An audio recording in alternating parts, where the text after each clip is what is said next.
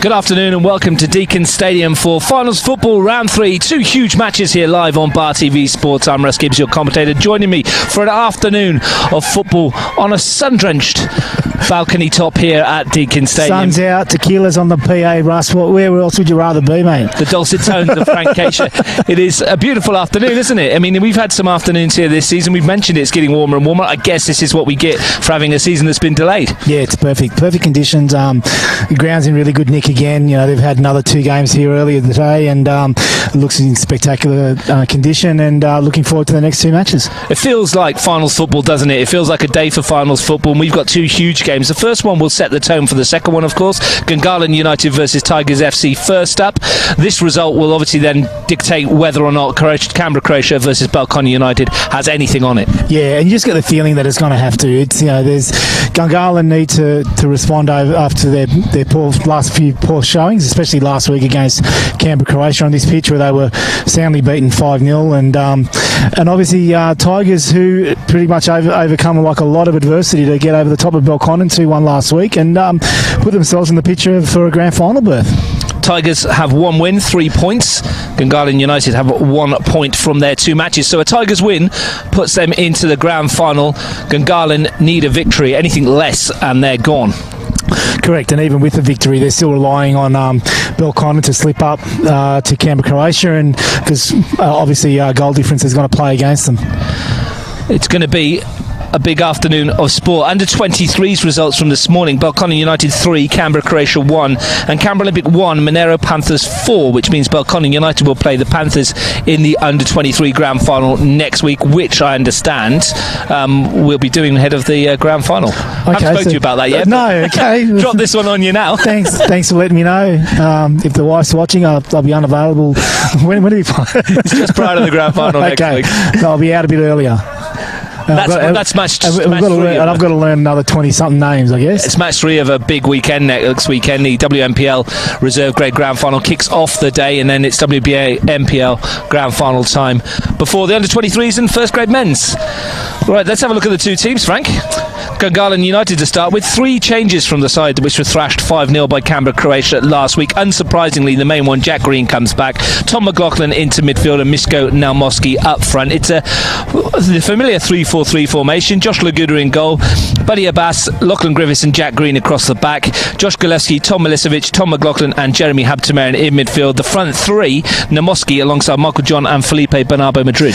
Yeah, and I guess, Russ, looking at that and knowing what we know as far as like the way Gungahlin set up, I'd say bar sort of Anthony Timotheo being available, that's probably what Marcel's decided is his best starting 11, because I mean, if they do get through this week and have a game next week against Canberra Croatia, I wouldn't see too many changes to that starting 11, which is probably not familiar for Gungahlin at the moment, but that's more likely to be their starting 11 next week in the grand final.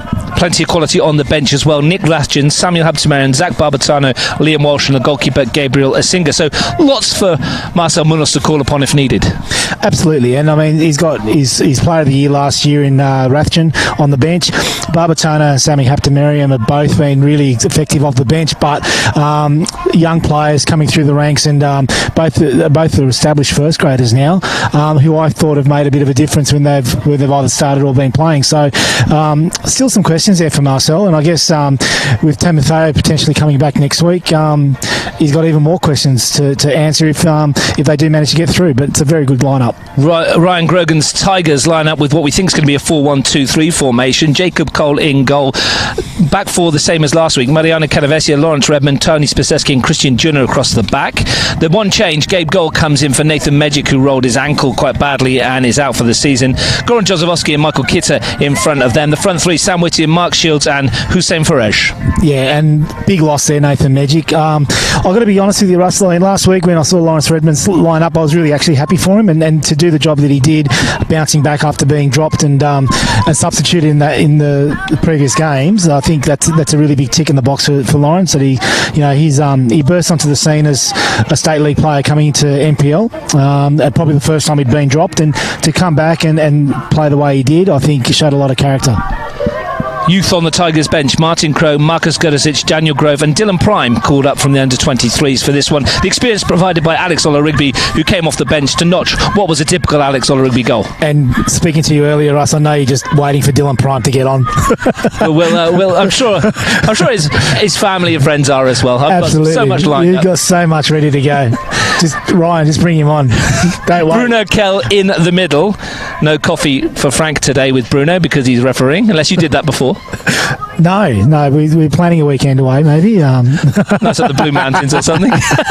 Nathan Shakespeare and Liam O'Rourke alongside Bruno Kell in today. The sun's out, as I said. It's got that feeling about it. Unfortunately, not too many in the ground, of course. We've got the same limited capacity that we've had over the last couple of weeks here for finals football. Gungahlin United haven't won a match for 5 games, and they've been kept scoreless in 2 of the last 3. Before that, they scored in every one of the 25 games that they've played prior to that, and it's just been something we've talked about before, Frank, and I'll ask you again for people that maybe are tuning in for the first time. That 3-4-3 formation's been caught out a lot over the last few weeks, but Marcel Munoz, credit to him, stuck to his principles, and we're going to see similar today. Yeah, exactly, and that's that's what Marcel prefers, and that's what he coaches, and that's what he's coached for a number of years, and that's the way Gungahlin will play. He's banking on his players being better than the opposition, based on their structure and formation and ability, and he's ready to back those players in every week in, week out. So hats off to Marcel. That's the way he sets up, and look, they're a free scoring side, and if they do get on a roll, they're as good as anyone in this competition. Well, if it's not too much of an oxymoron, they absolutely thrashed the Tigers in the game they played at the AS, didn't they, in terms of possession, in terms of chances, and they missed a penalty. But Gungahlin only won 1-0 that day, and it was a Jack Green 90th minute winner in a game in which realistically they should have scored a lot more, and that was the start really of what's been a decline in form. Correct, and that was their last win, I think, Russ, as well. I think the confidence is going to be a big thing for them, and I think the final series has actually played into their hands a little bit. Had they actually been faced with an elimination final, which is pretty much what they're facing today, they would have been out a couple of weeks ago based on their performances. But playing a top 4 in the final series has lent themselves to keep them in the picture, and I'm expecting them to come out and actually show their true colours today and get over the top of Tigers, who have been fantastic, especially last week. And they're Ryan Grogan's first year in a club rather than Canberra United set up, and I think he's done really well. The last time these two sides met at this particular venue was in the grand final almost a year ago today, Saturday 14th of September. Gunners came out on top that day, romping to a 5-0 victory. Expecting something a little bit closer this afternoon. Yeah, but it's one of those things, and you saw it a little bit with the under-23s, Russ, is if it is an elimination type of setup where one team can get through and one team can't, if you go a goal or 2 down, then gaps will start appearing because you do need to throw players forward. So the chances are, if someone goes up 1 or 2, that could really blow out pretty quickly to 3 or 4. Marcel Munoz assembled a squad for this particular kind of match. It's now up to those in Gungahlin black and white to stand up and be counted. Tigers and Gungahlin potentially 90 minutes away from the grand final. Who's your call, Frank? For me, I'm going to tip Gungahlin. I think they have to respond, and if they don't, then there's just too many. There's just a lot of questions to be asked about the squad and its makeup, I guess, going forward to next year. Michael John over the ball. Bruno Kell gets the whistle to the lips, and the first of 2 huge matches is underway. Gunners attacking the goal to our left in the first half. I wonder if that's a psychological thing as well. The last 2 games they're here, when they've started poorly and could have been 2 or 3 down, they were playing the other way around. Okay, well noted. I didn't even pick that up, Russ, but that's why you're paid the big bucks, my friend. Just the little things, Frank, the little things. And just talking about the little things, Russ, it's unusual to see Jack Green getting beaten in the air there, especially by Woody there. I just wonder if he's still feeling his ankle, if he's not 100%. So we'll keep an eye on that. I know it's early days, but just unusual to see that sort of thing happen. Jozefowski's touch, and there's a bit of space here for Mark Shields. New haircut today, Shields. It's some haircut, isn't it? Very sharp over there. Doesn't help him though, as he's lost out to Josh Gillespie. First break on for Gungahlin. Jeremy Hapterman with a bit of space in midfield. Misko Namoski can take on Canavesio. Looking to take on the Argentinian, who sticks a foot out at the expense of the first corner of the afternoon in the early stages. And Jack Green will no doubt go forward alongside Lachlan Griffiths.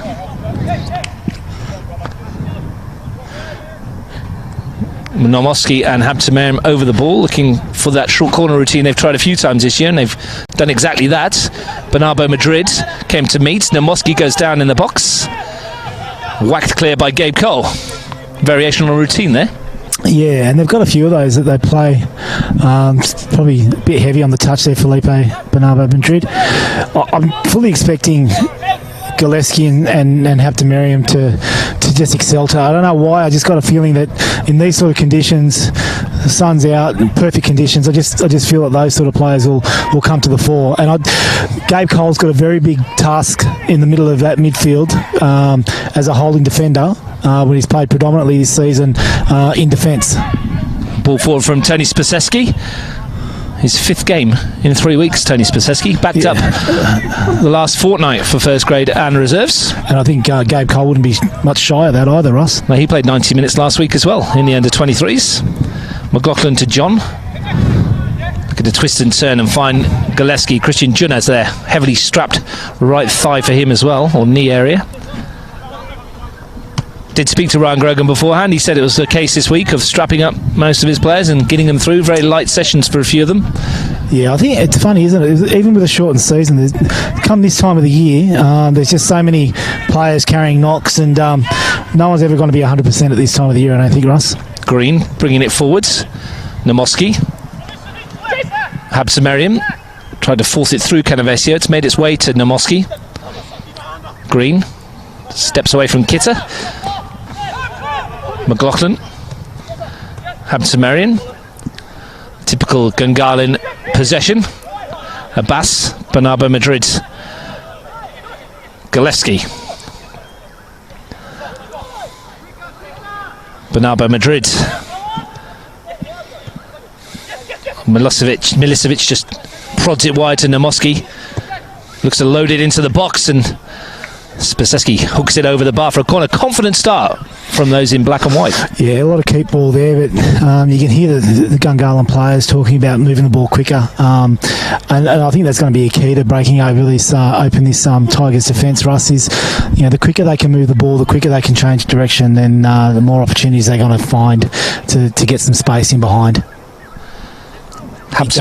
Bit going on. Swings it towards the far post. Griffiths won the header. Volley clear by Cole. McLaughlin. Bernardo Madrid. Plenty stayed up in this attack for Gungahlin. If Bernardo Madrid can find a cross. Griffiths. Happy to go back, to go forward again. Abbas. Habtemariam. Good 2 rows of 4 at the moment back there for Tigers FC. Asking Gungahlin to find a way through. Milicevic, that's short and not good. And here's Kitter. First time Tigers can get forward. Looks for Farej out on that left flank, who can't keep it in play. Seems the pattern may have been set early. I think you're right, Russ. I think I can't see Tigers sort of pressing as hard as some of the other sides have against Gungahlin, like we saw Belconnen do and Canberra Croatia do last week.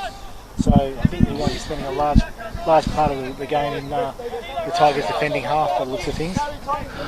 Well, Gunners have won the last 3 versus Tigers FC and have only 1 defeat in the last 5 matches against their opponents. So are the favourites this afternoon, you would think, based on that. Abbas lifting it forward. That's come off Juna, and that will be another corner, the 3rd in quick succession.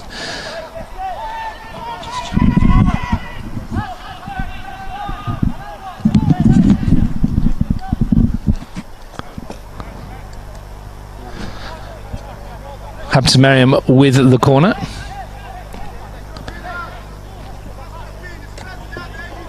Chance for him to lift this into the penalty area. Swings it in, nodded clear by Spaseski. Shields. Gillespie. Trying trying to force his way through. Nomoski gets a touch forwards. Tigers on the back foot here.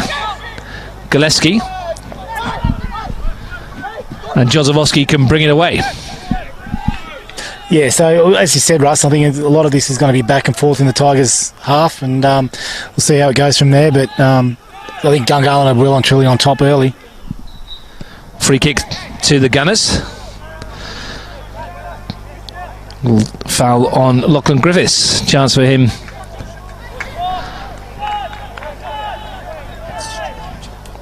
Milicevic. Green. McLaughlin finds Abbas. Touch from Milicevic. Build up here, sets for Bernardo Madrid. Couldn't get past Lawrence Redmond, and now Shields at the other end. You just want to be a bit careful that they don't leave Shields one-on-one with Lockie Griffiths at the back there, Russ, because if they do break early, then that could be that sucker punch that they're looking for. Overhit that from Jack Green. Early stages, Frank, but we're seeing plenty of Gungahlin possession as we expected. Yeah, and the problem is for Tigers now is if Gungahlin do actually get ahead, because they've got to change the way that they play, because if they can't get themselves on the score sheet, or if they concede, then they could be in trouble. Canavessia lets it run out of play, and Gungahlin's pressure is mounting. At least they're doing better than last week. They're 2-0 down at this stage. Yeah, that's right. Well done. McLaughlin. Griffiths. Green. Just to lift it forward. Looking for the run of Habtemariam.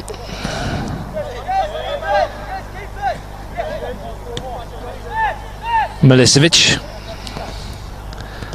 Gillespie again leaves it a bit short. Jozowski wants it, but Milicevic just too strong in midfield. Kitta helps out though. And perhaps we can see the Tigers on the attack here with Whittier.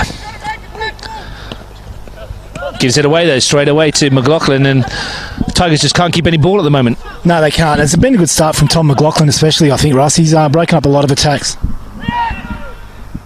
The other thing is, I think the one thing you can hear Marcel from the other side of the field, Russ, as well, is he's really demanding that ball to be moved quicker, and there's just a lot more urgency early. John might be in behind here. He's managed to bring it down. Lawrence Redmond shadowing. Bernardo Madrid in midfield, and Cole volleys it clear. Dangerous times. Absolutely, and interesting ball there they went forward, and Michael John managed to get in behind the two defenders. Probably wanted to do a little bit better than what he did. Held the ball up, and numbers flooding back for Tigers.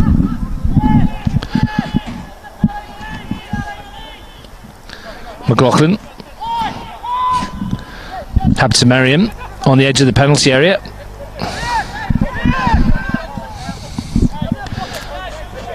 McLaughlin flicks it forwards, looking for Nomoski.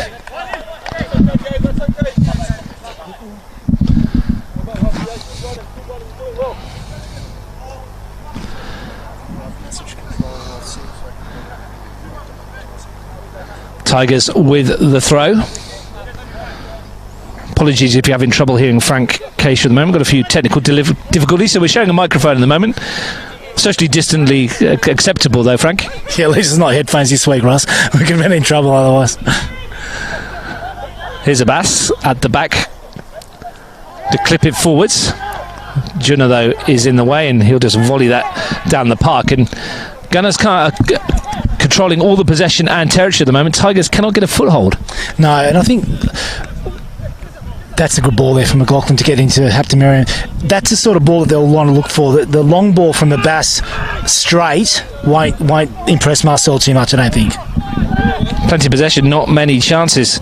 Gungahlin's loss last week to Canberra, Croatia was the biggest margin of defeat in NPL history, up there alongside the round 11 7-2 loss to Olympic. And believe it or not, it was the first time outside of that fixture they've conceded 5 since round 7 2017, which was also against Canberra Olympic as well, 5-2. Yeah, I saw that stat and I looked down at it and I was surprised. I obviously remember the 7-2, couldn't recall the 5-2, but obviously we back at Olympic days we had a pretty good record against these guys. Tigers though not quite so prolific. They haven't scored a goal against Gungahlin in the last 3 meetings. In fact, their last goal was in round 8 2019 when Shields netted. Since then, Gunners have scored 11 without reply against this Tigers outfit, so everything points towards a Gungahlin victory at the moment, and so does the weight of possession. But you wouldn't write off this Tigers team because they didn't have much possession last week, did they? No, they didn't, and I think, yeah, you can see Marcel's getting a little bit frustrated with that pass there from Abbas again. Interesting to see just how they're rotating through midfield, Tigers. Redmond's got to be very careful not to be giving the ball away when he's in possession as well, because Gungahlin, if they get an opportunity to pounce on that, could be curtains. Griffiths has it. Milicevic. Green.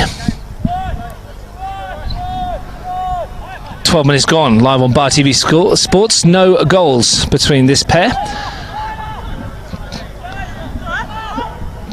Tigers know a win puts them through. A draw might be enough for them, depending on what happens with Canberra, Croatia and Belconnen. Absolutely, yeah, that's a very good point, Russ. The Tigers don't actually need to win this game to get through, whereas Gungahlin must get the 3 points to be any hope of getting through next week. As we mentioned a little bit before the game, with Timothy likely to come back and maybe even Rathjen, there's probably a bit of pressure on the Gungahlin midfield to hold their spots for next week. You can just see Tommy Milicevic a couple of times is just not so much dwelt on the ball, but just a couple of false touches, and that's probably just a little bit of pressure on him that's making him worry a little bit. But he's just released Haptamariam there with a good ball. He turns found Michael John through the middle. Spaseski slips. It's worth remembering that even if Gungahlin win, it might not be enough. They need to get some goals as well if they're looking to make it secure. Haptamariam's cross. Redmond flicks it clear, because at the moment their goal difference of -5, which isn't great, is it, when you consider that Belconnen's is only -2. Yeah, so they're really hoping that if they do get through, then Belconnen don't improve on their result against Canberra, Croatia, because if that happens, then they are out. So yeah, the 5 goals last week was really a critical piece in this whole puzzle, Russ. As you said, it could all be moot if Canberra, Croatia do defeat Belconnen United, but you wouldn't want to be relying on that if you're a Gungahlin player. So they need a win, and need a good one too. Here's Gillespie advancing towards the edge of the penalty area and sliding it square, but Furej was back defending. Shields against Green, and Shields just eases Green out, and Jack Green not entirely happy with the challenge that Mark Shields put on. He's still arguing with the officials now. Liam O'Rourke there. Yeah, Bruno's one of those refs that does seem to let a bit go, so that suits Mark Shields and the way he plays. So he's a very robust striker, Russ. Gitter to Cole. Junna. Furej. I don't know about you, Frank, but I'm quite baking up here. It's so nice and warm on your neck. It is warm. It is perfect conditions, isn't it, Russ? The wind that picks up every now and then has just seemed to die away, and it's beach weather.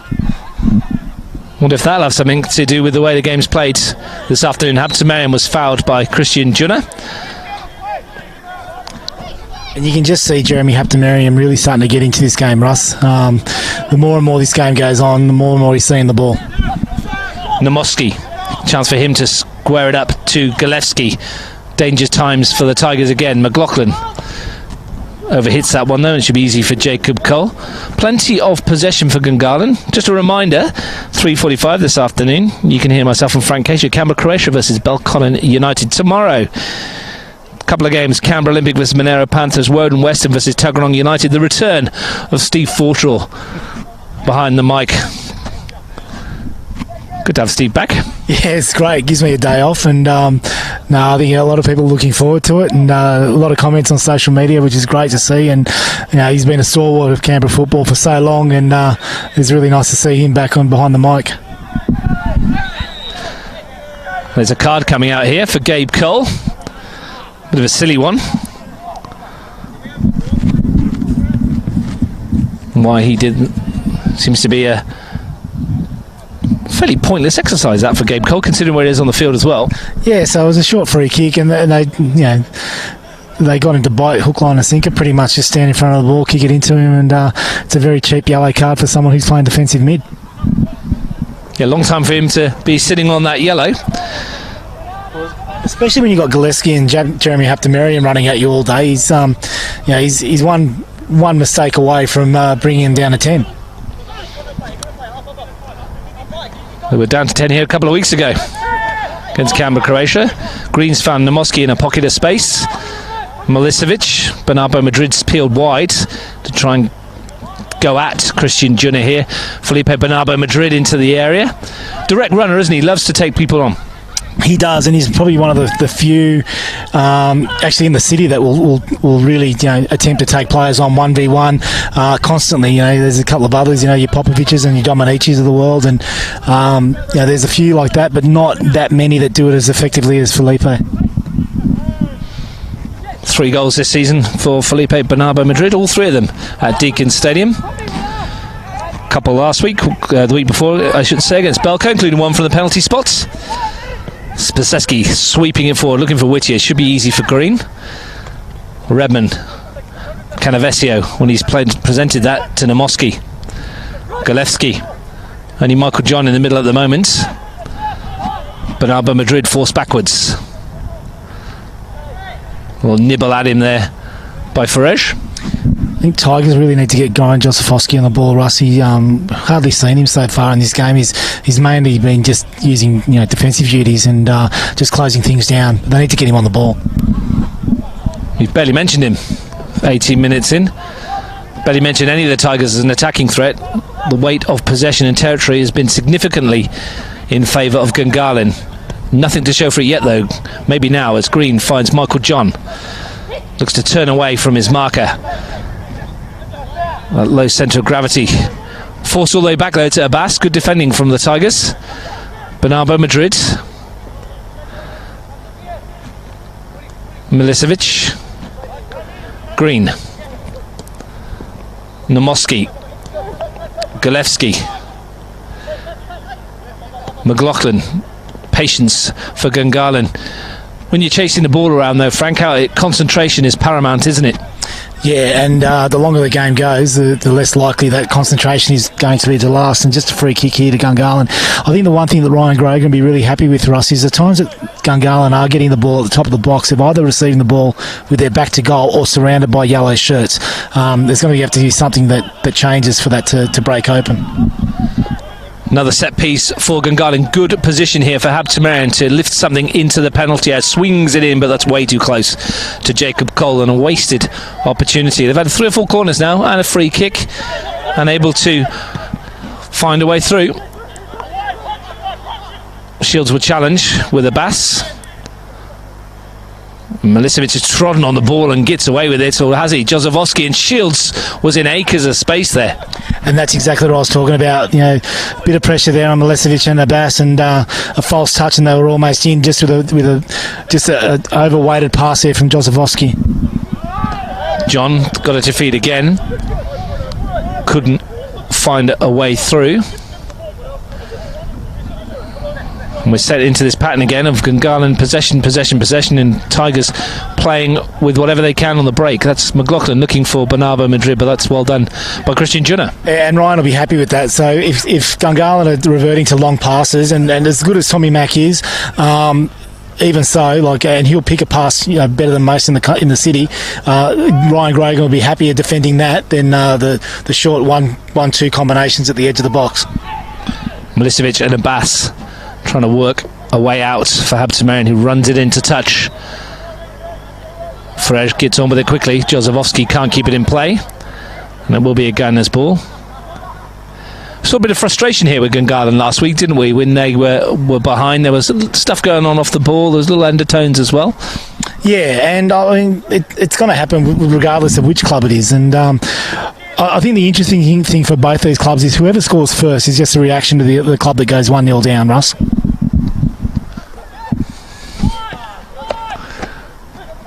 Laguda.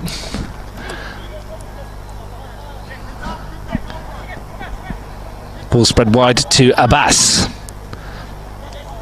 Looking to take on Farage, who stands firm.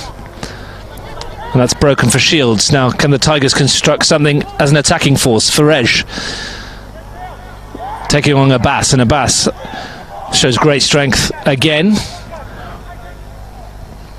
One of the best parts of his defensive play, Buddy Abbas, the strength he brings to this outfit. I'll bring Frank in on that in a minute as Green is galloping forward from the back. He's got Namoski one way, he's got Gillespie the other. Josh Gillespie in on goal, and it was such a tame finish. They carved them open, and Gillespie lacking power. Did everything right except for the finish there. Gillespie just basically a back pass into Jacob Cole's hands. Great little run there from Jack Green to release Gillespie. Good feed at the edge of the box, but just needed the finish. Hugely disappointed he will be, Josh Gillespie. Green needs to get there ahead of Whittier. He does, and again he's got lots of space in which to work. Milicevic. Michael John couldn't bring it in. Spaseski gets rid of it. Shields on his own. Jozowski. Whittier chased him but overhit. Noticeable then again, though, it took Jack Green to break out to suddenly create something for them. Yeah, and this is where a lot of emphasis is going to become on the Sam Whittier work rate here, because Sammy's obviously, you can see he's already breathing pretty heavily. He's doing a lot of work going back and forward and trying to cover Jack Green, but also link up with the attack. So he's got a big task ahead of him for the rest of the day. McLaughlin. Milicevic. Lifted forward towards Bernardo Madrid. Again, Junna with the defensive work. Halfway through the first half, and Tigers, if they're playing by quarters, have a quarter of the job done. A draw, of course, isn't guaranteed to get them through, but it will put them in a good position. Look, if Tigers do manage to get a draw out of this today, I'm sure they'll be sticking around watching this Belcon and Canberra Croatia game next, cheering for the boys in red. If they're allowed to. McLaughlin finds Milicevic. Gillespie. McLaughlin. Habtemariam. Can just slide it through. Redmond gets rid of it again. Shields doing his utmost, but 4 against 1 most of the time it comes up front for Mark Shields. And you can just feel that Gungahlin turning the screw slightly. They are turning the screws, but this is almost reminiscent of last year's major semi-final when Tigers played Olympic, and they were under the pump for large portions of the game and just couldn't get broken down. So they ended up getting away with that 1-0 and making their way into the grand final. It's just very similar feel. So Gungahlin really need to get that first goal. McLaughlin. John. Habtemariam. Again, plenty of yellow shirts behind the ball, defending well. Abbas swings it in towards Michael John. Canavesio won the header. It falls for Namoski. Habtemariam shifts it onto the left. Namoski, chance for him to cross, and he's overhit that wide. It's funny, Frank, isn't it? Because a couple of years ago we were all about Tigers talking about they'd score a lot, but defensively they were all over the place and they conceded a lot. Now it's gone the other way, hasn't it? They seem to have defended much better, more resolutely, and yet at the other end it's not quite as fluid. Yeah, exactly right. But if you do defend with such big numbers, it is hard to be fluid in attack because people are just spent trying to get forward. You're really relying on Mark Shields holding onto the ball and then bringing other people into the game. But like you said, he's surrounded by white shirts as soon as he gets it, and it makes it very, very difficult for him to do. Of course, Ryan Grogan did have another striker on his books, the Argentinian, who was forced to go back home when the COVID pandemic struck. Namoski finds Habtemariam. Had some good strikers come from Argentina for the Tigers over the years. Nico Abbott, Nicolas Villafanier as well. Both 20-goal a season strikers, and it's good when you can get someone like that. Yeah, absolutely. And Nico Abbott was one that's sort of fresh in my mind. He's a very good player, but also a very nice person off the field as well. And actually backed that up by actually going to Melbourne and playing in the Victorian Premier League and doing really well as well with Pascoval. Still in contact with him on social media, and I see him doing shuttles on the beach somewhere sunny, looking fit and lean.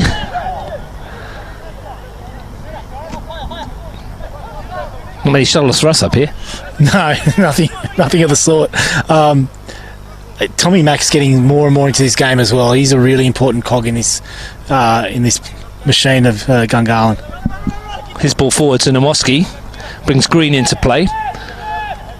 Milicevic. Abbas. Gillespie's touch. Milicevic. Gillespie. And again, that final pass not quite coming. If you just tuned in, the best chance of the game has fallen to Gungahlin United. Josh Gillespie in on goal, and a very tame finish by his standards for a player that has managed to find the net 35 times in 62 NPL matches. Whittier again beats Green in the air. Thought it was a collector's item earlier on. That's 2 now. That's 2 now, but again, that's what we're saying. Like he wins the first header, but there's no chance for Mark Shields to win that second ball, and there's not enough players forward to put pressure on Gungahlin. Gillespie's got in behind. Flag stays down. Can he pick a cross?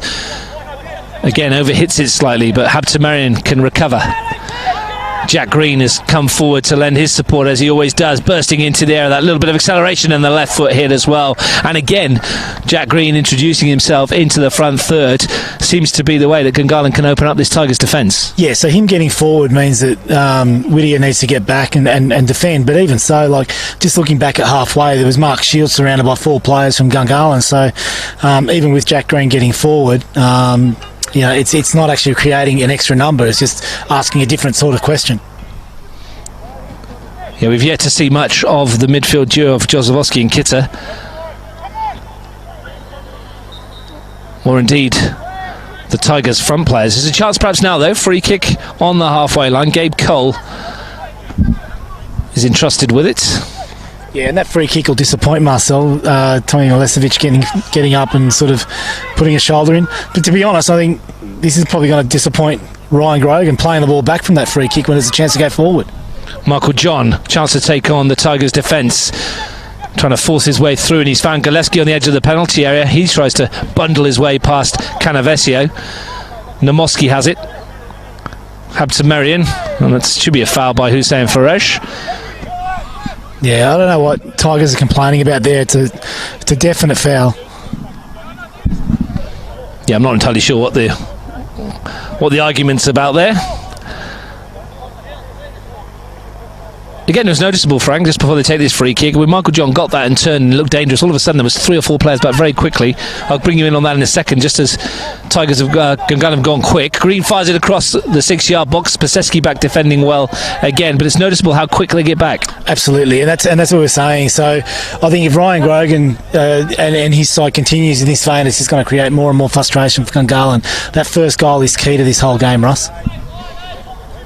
It's been all Gunners in terms of attacking threats, but Jacob Cole only 1 save to make, and not one Tigers player within 70 metres of the Tigers goal. Russ, ball all the way back to Griffiths. Milicevic spreads it wide, and a miscommunication between Gillespie and Green. Josh Laguda's been a virtual spectator, hasn't he? I don't think he's even touched the ball apart from 1 back pass. Yeah, we gave him a microphone. He could do the same job as us, except his mic wouldn't work either.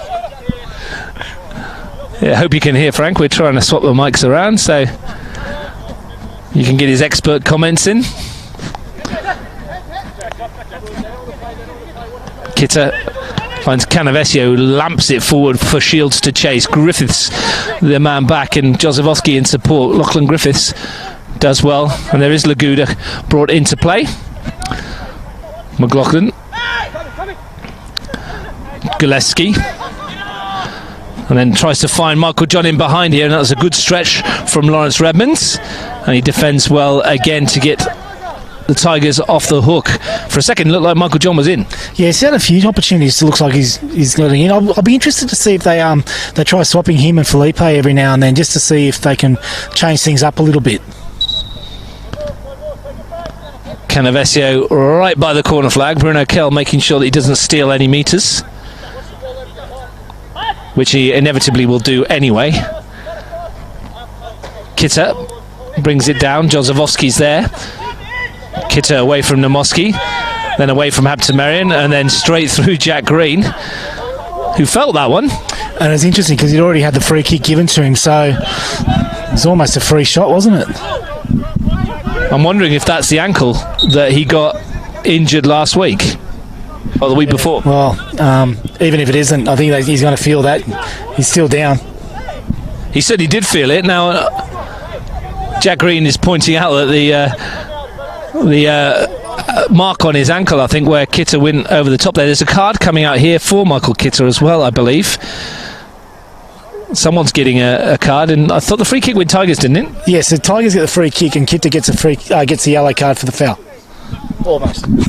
In a roundabout way.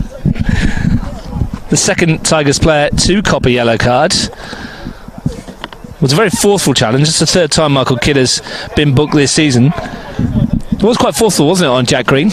Yeah, I guess it was. I suppose, yeah, I mean, does he blow the whistle a bit earlier? Because, I mean, Kitter's probably ridden about 2 or 3 challenges there before he actually got to that challenge with Green when the free kick was already given. So whether or not that whistle could have come just a little bit earlier and probably saved Jack Green a bit of discomfort, but he's definitely feeling that. Well, I don't know if that was the same ankle, but he's limping away from the challenge. Frank will keep an eye on that. Jacob Cole wants to get on with a free kick. Lifted forward Green with a solid header up towards John. Brings it down nicely into the path now of Gillespie. Habtemariam looking to up the ante. Great ball through the middle to Michael John. Jeremy Habtemariam now finds John on the turn, who fires it goalwards, and a bit better. They're playing with more pace there, and that might be the way through. It's about the third time though the ball's been played through to MJ, and it's hit his heels, or it's just falling in behind him with his first touch. Kitter to Cole. Habtemariam got a piece of that in the middle of the field, and there was a bit of fruity language, especially with someone on the yellow card. Yeah, be very careful. Gillespie tried to slide it through. Canavesio. Ferej sends it to Whittier, who swap flanks. Abbas comes across to win the header. Junna up strongly. And there's a bit of afters there with Junna and Abbas, and Jozefowski getting involved as well. All a little bit unnecessary. Yeah, tension's starting to build here, Russ, and you can see, I don't know what Buddy Abbas could have actually done much different. He actually didn't challenge for the ball and just sort of stood his ground, and Christian Junna's gone over the top and won the header, which is all fair and square. It's more about the way they landed, I guess, that probably induced the afters. But yeah, it's Gabe Cole's got to be very, very careful. His reaction to a free kick not given to by Bruno Kell in the middle could have seen a lot worse. Spaseski got a bit fortunate with the rebounds. Junna to Whittier.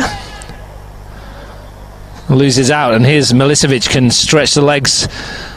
Tries to find John, but he's left it short. Spaseski now going the other way, running at McLaughlin. Bit of space for Ferej. Tigers have committed 5 to this attack, the most they've done all afternoon so far. Spaseski is carried on. Looks to swing it into the penalty area. Griffiths defends with the slice clearance. McLaughlin header away. Gillespie back into his own danger area, and I don't think Tom McLaughlin would have thanked him for that. Junna volleys it forward. First bit of concerted Tigers pressure. Sam Whittier looking to swing something into the box, and it should be easy for Laguda. Griffiths takes control anyway. That's probably the first time we've seen Tigers get into the Gungahlin box. Gabe Cole is walking a tightrope here. And Bruno Kell's going to have a challenge, a word with him. Something like that. If you're not on a yellow, is that a card? Possibly, even more so, because he reacted to Bruno's whistle and call on the foul. But he's very thin ice at the moment, I would suggest. Yeah, Gabe Cole cautioned very early. One of 2 Tigers players in the referee's notebook. Inside the final 10 minutes of the first half, Nimoski gets away from Redman and stumbles at an inopportune time, allows Kitter to find Shields, who's got away from Abbas. Mark Shields racing forward on his own at the moment, shifted to that left foot, and Griffiths got enough on it, and that's a sore one for Lachlan Griffiths as well. That doesn't look good from here, Frankie. Bit of a soft the hanging leg when Shields' shot came through, and when he blocked it, I think it might have jammed his ankle a bit. Yeah, it's one of those ones that you as a player, you see will happen all the time, usually even at training where you don't strap your ankles or something like that. So obviously, yeah, he's left his leg out, and it's probably just caught him in the wrong spot. First corner for the Tigers, and they've committed plenty forward. Everybody is in and around the penalty except for Christian Junna. Gunners have everybody back. Jozefowski over the set piece, swings it in towards Kitter, who jumps, but Green beats him to it, and there's a free kick anyway. Disappointing for Grogan's side, but at least they're coming more into it as attacking force. Yeah, so just under 10 minutes to go in this first half, Russ, and if you said to Ryan Grogan before the game, 40 minutes in, you'd be level. I think you'd take that because you can just sense the frustration growing. They've set up beautifully well here, Tigers, and it's making it difficult for Gungahlin to break them open. Galevsky looks for McLaughlin, and he tried to find Michael John, but gets it back to McLaughlin. Looks to fire it goalwards. I think he hit his own player. Comes for Galevsky on the edge of the penalty area, and he fires it goalwards as well, and that's a brilliant stop. Low to his right by Jacob Cole. One of the first few times Gungahlin have actually played a series of combinations, 1-2s through the midfield. Tom McLaughlin instrumental in that, and great save, Jacob Cole, from Josh Galevsky's shot at the top of the box. Looking to go short again. Perhaps Namoski over it with Galevsky. Good stop that from Cole.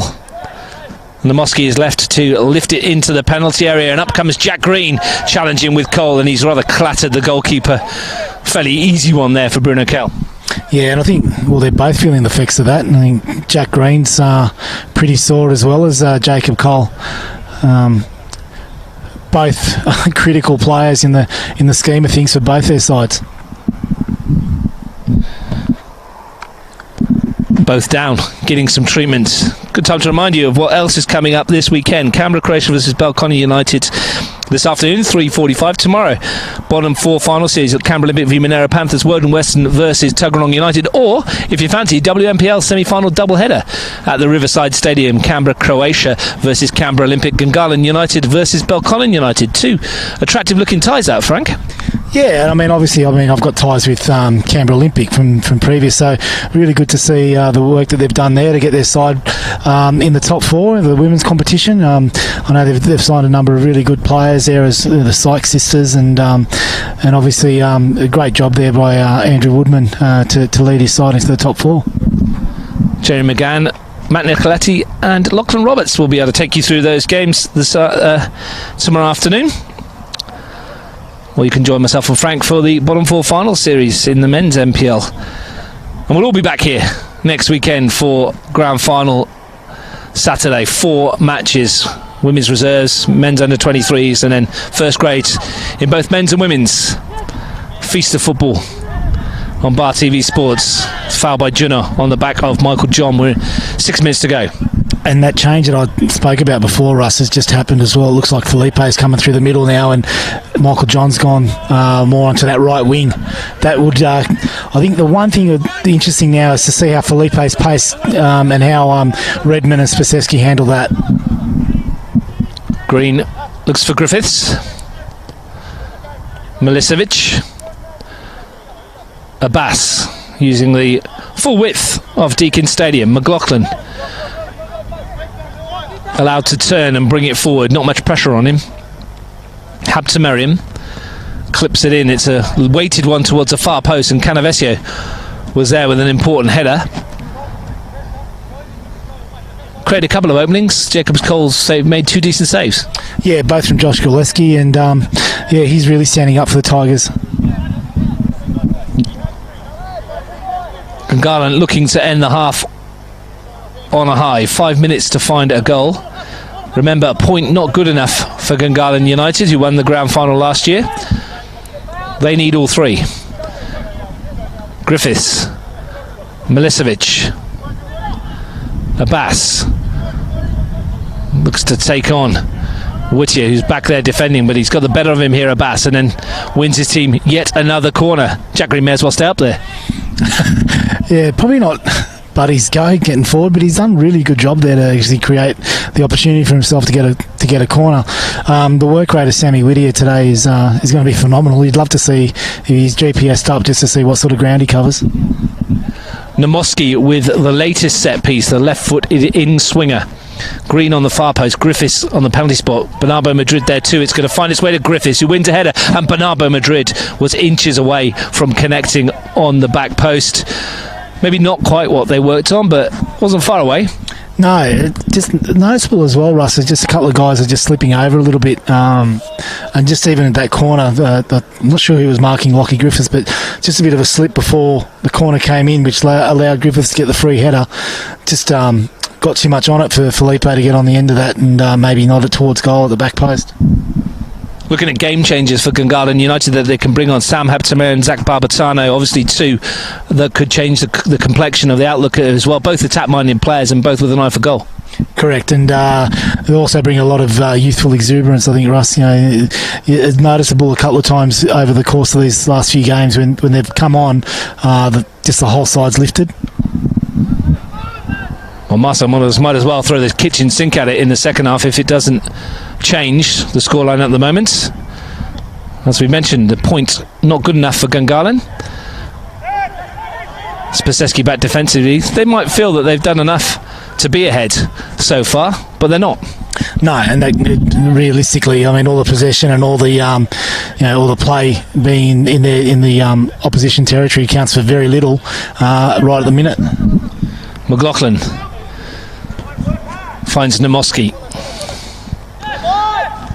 Last 3 minutes of the first half, plus whatever stoppage time Bruno Kell wants to add on before he goes to his half-time coffee on his own. Or with his mates, the assistants. Griffiths. It's all a bit static ahead of him though, isn't it, Frank, as the ball's picked up by Canavesio? There wasn't quite the movement he's looking for. No, and if you're a Gungahlin player, you're looking up and you're seeing just a sea of yellow at the moment. Farej looking to get the Tigers on the front foot. McLaughlin tracking back, and he's happy to concede the corner. And it'll be a chance for the Gunners to load the penalty area. For Tigers, rather, to load the penalty area. They're sending everybody forward, and noticeably everybody back for Gungahlin as well. Farej will take. Cole on the edge of the penalty area. Spaseski and Kidder out of your shot. The only two players not involved in this attack at the moment, apart from Jacob Cole, of course. Farej to the near post, and it's in there towards Josevosky, who got a piece. Laguda, it's half cleared. Here's a chance for Shields. He's hit the bar from a yard. It's volleyed in the head, still not clear. They can't get it anywhere. Canavesio smacked it goalwards. It's come off the back of Lawrence Redmond. Absolute panic in the Gungahlin area, and Shields has come within a whisker of giving his side the lead. And truth be told, Russ, Tigers should actually be up 1-0 right at the moment. They had a few opportunities there to actually score and get on the end of things, and Shields probably had the best of those opportunities with the ball hitting the crossbar. Nodded it goalwards from about 5 yards. Couldn't get enough over it to get it down, and Mariano Canavesio caught a real piece of that at the end, didn't he, Frank? And it was only Lawrence Redmond who probably stopped Laguda being forced to make a save. Yeah, more than likely. There's obviously a clash of players and boots and a lot of yelling and screaming as well. So I think the ball, when it went out, I think it's landed in some glass or something, and they're just trying to get some of the shards or whatever off. Obviously very dangerous if there's still some glass or rocks or whatever remaining on that. Different kind of aspect to the game, isn't it? That was the Tigers' best opening. It taken 45 minutes to come. Jacob Cole's gone to fetch the other ball. We'll see who's got commitment now, Frank, if that's a glass-covered ball. Yeah, throw it to my feet. Cole volleys it.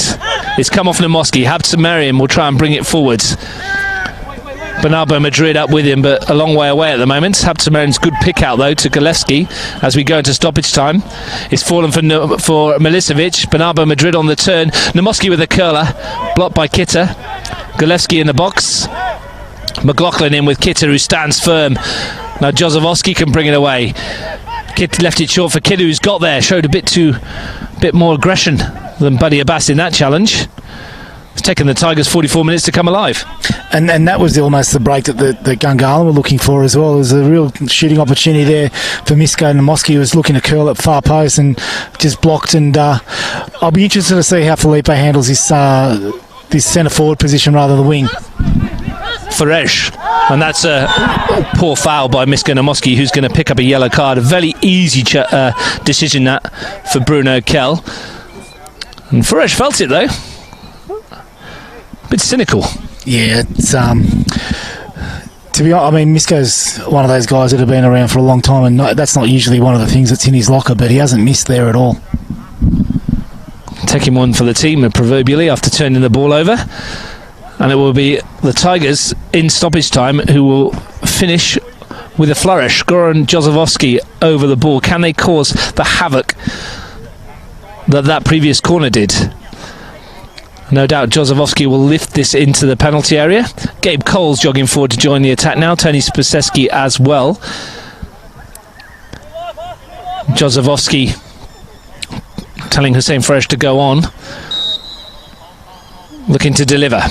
The veteran midfielder swings it in. McLaughlin wins the header. It will fall for Spaseski, who tried something special. It's found its way through to Redmond, who's onside. He's not onside. The flag went up very late to Lawrence Redmond, and he's probably grateful he didn't hit the target. Yeah, I was about to say, Russ, I mean, there's probably one player in the Tigers lineup that he didn't actually want that chance to drop to. That was it. But warning signs there for Gungahlin. Averages a goal every 12 games, Lawrence Redmond. What are you talking about, Frank? 2 in 24. Better than Cam Doherty, isn't it? Oh, Cam Doherty's watching, yeah, 9 in 102. It might be, no, 9 in 103, I should say now, actually. Green swings it forward. It's John who helps it on its way. Here's a chance for Gillespie, deep into stoppage time. Juna, though, in the way again, and still we go. Bruno Kell allowing it to carry on. Got to say, Russ, the delivery from out wide into the box from Gungahlin has been pretty poor so far. Can they get one good one in before the break? Habtemariam, not like that he can't. He's won his team a throw though. Milicevic goes square to McLaughlin, who's found some room. Clips it towards Green, but Canavesio was up with a header, and here's Farej. Can't bring it into play, and then just smacks it down the line. Saw he's out of play anyway. Into about the 4th minute of stoppage time at the moment. Still we play.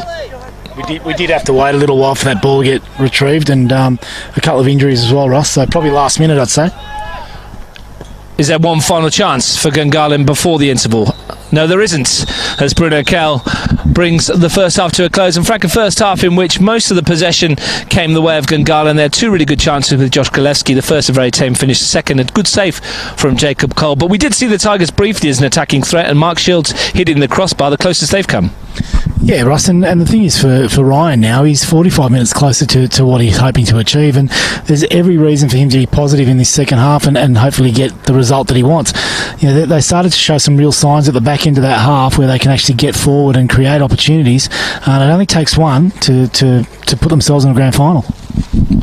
At the moment, there's no score, and that's good for Tigers because they'll move on to 4 points, and the pressure will be on Belconnen to get a result against Canberra, Croatia. For Gungahlin United, perhaps unthinkably, they're 45 minutes away from not being in the grand final.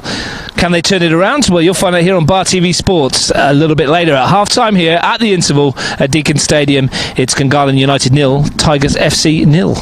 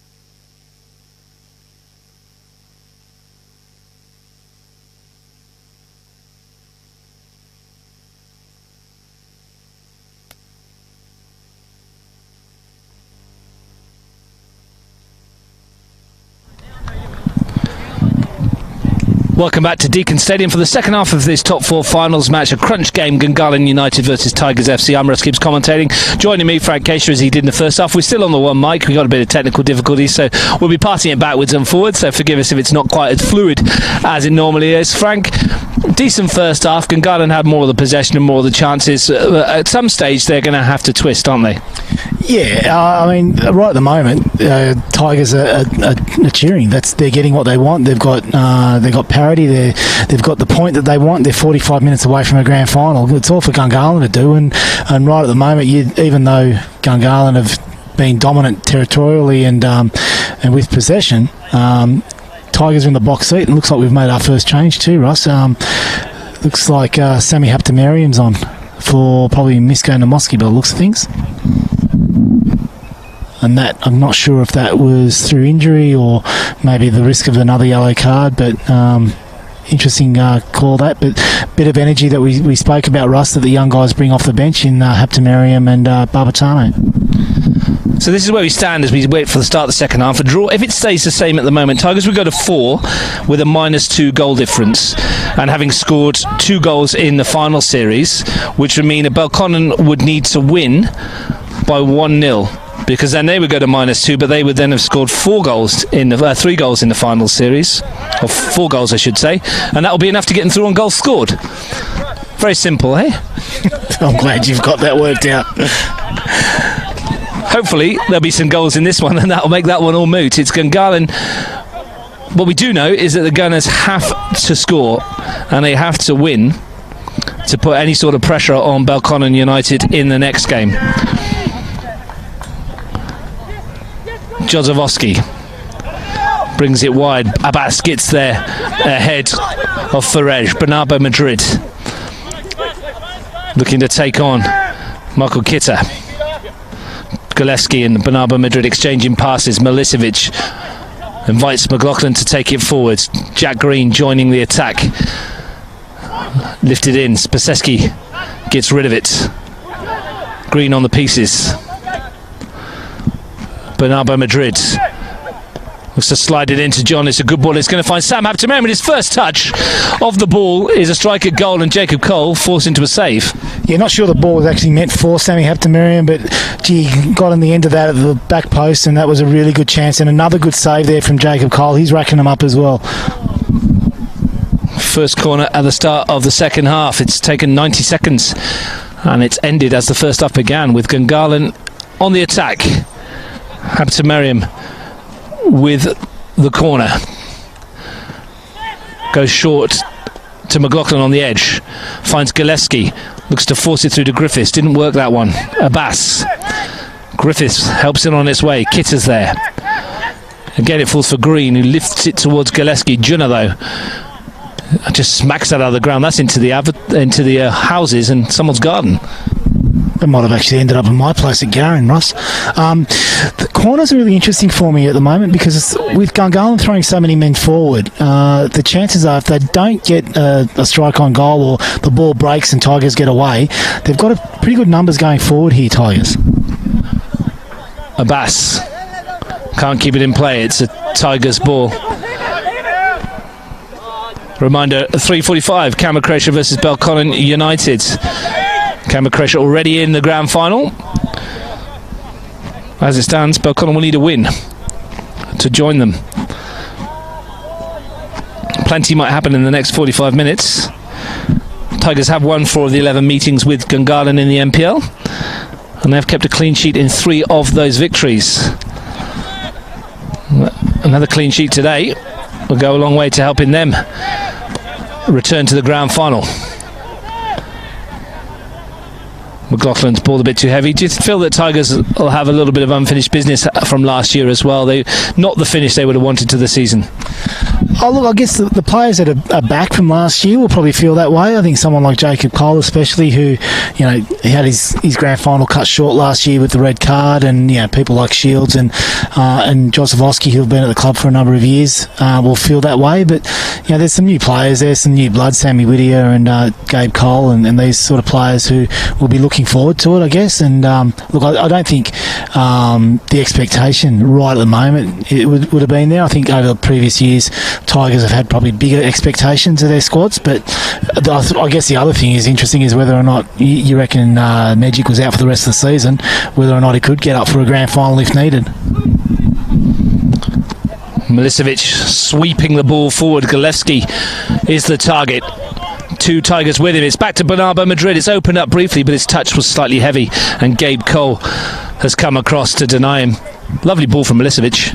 Yeah, and Gillespie's been a willing worker today as well. He's covered a fair bit of ground.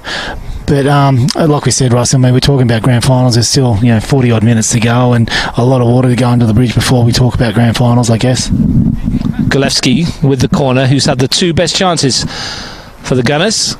Can he create one here? Swings it in, too close to Whittier. Ferej. Griffiths has it back. McLaughlin. Milicevic. Habtemarian called a bit late by Jozefowski. Abbas. Griffiths. Again, Gungahlin's patient build-up. Milicevic. Green's peeled away. Got himself a bit of room to try and deliver something into Michael John. Takes it into stride nicely. Gets a shot away to Michael John. Oh my word, that is absolutely brilliant. Michael John stands up when he needs to be counted and comes up with a fantastic finish. Great finish there from Michael John with the left foot. Probably thought the chance had almost gone when he had to peel back and get onto his left, but he's curled that top corner with players there waiting, and we just saw it just sort of nestle in the top corner of the net. Jacob Cole helpless that time to save his Tigers side, but 1-0 and now all to do for Tigers. The mark of an ace finisher. Michael John finding space where there was none and finding a finish of some quality. And the Gunners have a goal, and that changes the complexion of the encounter. It's now Tigers who need to find a way back. Correct, Russ, and this is what we spoke about. The first goal was going to be critical in this whole top four series, not just the matter of this game, and how this Tigers side reacts. Going 1-0 down is going to be very important going forward for the next 35-40 minutes. John away again here. He's got him behind once more, Michael John. This time Lawrence Redmond holds him up. Beautiful finish, wasn't it? To loft it over Jacob Cole. It just didn't seem to be on. And yet somehow he found that yard of space. And he does bring that to this side, doesn't he, Frank? That's 34 goals in 70 matches. Yeah, he's a great finisher, isn't he, Russ? And he's done it on this pitch a few times now in various colours. I think he's started off at Tuggeranong before coming to Olympic, and now at Gungahlin, and a mainstay here at the forward line. You could see what it meant to them. Pressure lifted slightly. Galevsky wide to Bernardo Madrid. Gungahlin sensing blood here. Kitter in the way. Ferej. Tigers haven't come out for the second half yet. It's been all played in their half. Ferej has pulled up a bit short here, Ross. He's really struggling a little bit at the moment, so maybe just feeling the effects of the Misko Namoski tackle from just before half time. This next 5 minutes is critical for Tigers. They need to stay in this game. They need to give themselves an opportunity to get that draw before the end of the match. As it stands, it's Gungahlin who are in the grand final unless Belconnen beat Canberra, Croatia. Still plenty of time though for Tigers to find a way back. What they need to do is what Frank said. They can't afford to concede a second. It's a long way home from there, and the pressure is mounting for Gungahlin United. Michael John's fourth goal of the season. Nice return for him. His first goal since a 3-3 draw with Canberra Olympic. It's a fairly special one as well. We were at that game, Frank, and that was a decent finish. Bring it back into you in second. But Bernardo Madrid left it a bit short. Does have it in his locker. Yeah, and he's almost better off with his back to goal as far as being able to turn and shoot. He probably scores more goals that way than he does, bursting on to something like a Felipe Bernardo Madrid does and being one-on-one with the keeper. We are seeing two of the best strikers with their back to goal in the competition out there today. Mark Shields at the Tigers and Michael John at Gungahlin United, and it's John's goal that separates the teams. Live on Bar TV Sports. McLaughlin looking for Sam Hampton-Merriam, showing that youthful exuberance that Frank mentioned at the top of the show. Here's Jeremy Hampton-Merriam. Galewski. Jeremy Hampton-Merriam again. Galewski swings it in on an air swing for Redmond. Just trying to get rid of it, and at the moment now here's a chance for Ferej to spring forward. Jozefowski touch lets him down, and Green takes over and looks to find Sam Hampton-Merriam. Good start to the second half for Gungahlin. Correct, Ross, and good start to the second half from Sammy Hampton-Merriam. I think, I know I said youthful exuberance, but it's just a bit of energy, and that's not criticising Misko Namoski, because obviously he plays his part in this side as well. But you can just see there's a bit more of a buzz happening, and that swap again with MJ coming out wide and Felipe going in the middle has just happened one more time. John can't keep that in play. Juno with the throw. Abbas in front of Ferej. Cole fouled, and a free kick to Tigers. 10 minutes to the second half gone. Michael John's goal, the difference. Gungahlin United leading. They've won both matches between the two this year. We mentioned the one match for this year, and last year of course they won all three. Jozefowski with the free kick. Scored a bit earlier this time than the 90th minute winner at the Gungahlin enclosed. Ball flicked on. It's going to fall for Redmond, and he's volleyed it wide. Glorious chance for the Tigers. As Frank mentioned in the first half, though, perhaps the one player you don't want it to fall to. Yeah, without being harsh, again, it's fallen to probably the wrong player in the Tigers outfit that might have actually made the most out of that. Well, if Gungahlin needed a wake-up call, they nearly got one. Galewski sending it forward. Bernardo Madrid chasing, but Cole is favourite. Caught it almost too well, didn't he, Lawrence Redmond? Nah, maybe. He really needed to hit the target from there, Russ. He sat up for him nicely, and if that falls to a Shields or a Jozefowski or probably even a Kita. Jeremy Hampton-Merriam swings it wide to Sam Hampton-Merriam. Looks to play it into Bernardo Madrid. McLaughlin. It's opened up for Tom McLaughlin, and he couldn't get enough power to trouble Jacob Cole. But the game's suddenly becoming very open. Yeah, it's come to life for us, and the goal was always going to do it. Whenever it came, it was always going to make one team come out, and this particular instance, and there's Sammy Whittier showing his strength, and his Shields in the middle. Real chance for Mark Shields, and he's put it wide as well. And the Tigers had chances, two good ones within the space of 2 minutes. Massive opportunity there for Mark Shields to bring that back to 1-1. Sammy Whittier did a great job of beating Jack Green down that right-hand side of the Tigers' attack, and Mark Shields would be tremendously frustrated not to be able to pull that back to 1-1. Another opening for the Tigers. McLaughlin to Galewski. Tries his luck from distance and calls Jacob Cole into action once more. All of a sudden it feels a bit like a basketball match. Chances coming at both ends. Whittier got away from Green. There was a little tug there by Jack Green, and he might pick himself up a yellow card here. Yeah, it's interesting even when Belconnen played Gungahlin 2 weeks ago, Russ. Jack was out injured last week, but they pretty much targeted that area, and Sammy Whittier's rolled him again there, so maybe that's an avenue for Tigers to explore in the last 32 minutes. They've responded well to adversity, the Tigers, and they've created two really, really good openings. Redmond and Shields unable to take them. Canavesio over the free kick. Chance for him to lift it into the penalty area. Jozefowski the target, and it almost fell for Jozefowski.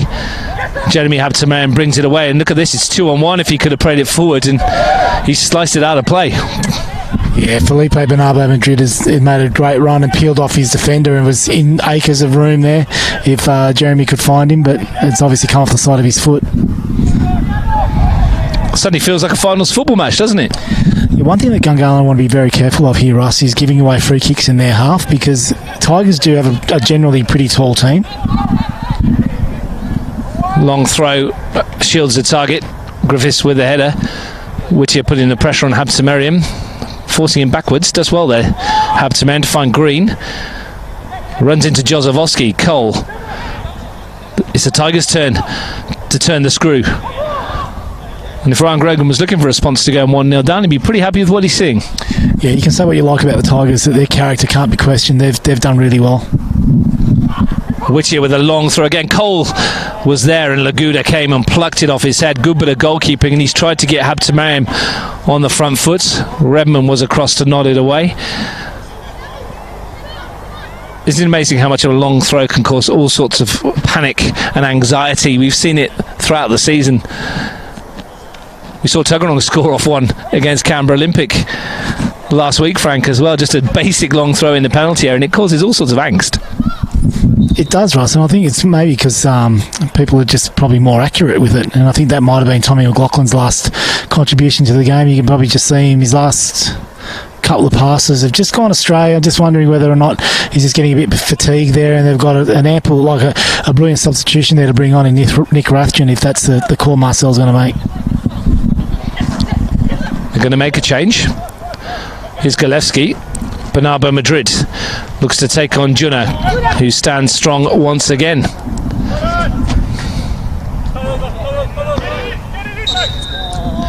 There's a change for the Gunners. Tom Gungahlin is coming off. Looks like Anthony Timotheu coming on, Russ. Who wasn't initially on our match card. So that's interesting. Maybe something happened in the warm-up again, Frank. Yeah, I saw Rathjen in the warm-up still with his tracksuit pants on, and Timotheu was sort of more complaining about potentially having just feeling a bit under the weather today. So don't know if that's a bit of sleight of hand from Gungahlin or just circumstances just meant that this is happening. But yeah, interesting to see what happens. Well, we spoke to Marcel, or I did, before kickoff, and it was the ones we've been given. So maybe something happened to Rathjen in the warm-up. But you say maybe feeling a bit under the weather. Not quite ready, but Timotheu gets a chance. Here he is. We did mention that he might be back in earlier than expected. Habtemariam. Yeah, so I'll just see how he goes. Well, his first pass is pretty good to Galevsky. Gets it back off John. Galevsky again. Milicevic. And Timotheu. Jeremy Habtemariam. Ball into Bernardo Madrid. Touch was slightly heavy, and Kitta takes it off his toes. Shields. If I was Ryan Grogan now and I knew that Timotheu wasn't meant to be playing today, I'd be putting probably one of my biggest work rate players on him and making him run for the next half an hour, just testing him out. It might be an avenue that Tigers can explore. Milicevic, his touch was heavy as well. Shields, Abbas, nicks it off his toes. Timotheu, Galevsky, Bernardo Madrid's made the run. Galevsky ignores it and finds Jeremy Habtemariam, Gabe Cole with the important toe. Whittier, charged down by Milicevic. Certainly been different pace to it in the second half, and both sides are really going for this. Yeah, right. So, and you've got to, because I mean, for one of these teams, their season's over, and potentially both. So they can't die wondering. They've got to put their foot down on the pedal and give it everything they've got. They could be 27 minutes away from the end of the season. Abbas. It is Gungahlin 1, Tigers 0. Michael John's well taken goal 5 minutes into the second half. The difference between the two. Jeremy Habtemariam with a bit of space. Sam Habtemariam outside him, up against Canavesio. The Argentinian stands strong and firm. Sam Habtemariam, though, bag full of tricks, and he's won his team a rather soft free kick and a chance to load the tall timber forward. Yeah, it is a pretty soft one, and yeah, especially when he still had possession of the ball, they could have just maybe let that go a little bit longer, Russ. Habtemariam, there's only 3 Gungahlin players in the penalty area. Back to Green. Timotheu. Abbas. Griffiths. Green lofts it forward. Bernardo Madrid looking to get in behind, and Redmond with the important flick. Does that tell you a little bit about the mindset? The free kick in a dangerous position and only 3 in the penalty area? Interesting you say that, Russell. I was thinking the same thing. I was just looking at the clock to see what, we've got 20-something minutes to go. Whether or not they're just going to settle on this and hope to catch them on the break, or they're going to keep on playing the way they normally play. I would probably say that they'll probably play their normal style, because that's what they're used to. But a very interesting call there.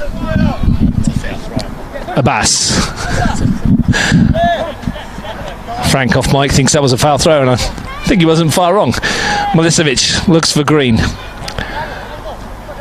Gillespie out wide.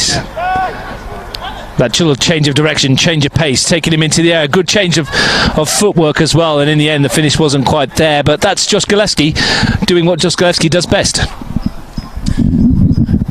Yeah, and right at the moment, Gungahlin are probably just relying on just a bit of individual brilliance. Is that Sammy Haptamariam coming off already, Ross? I don't know who's coming off.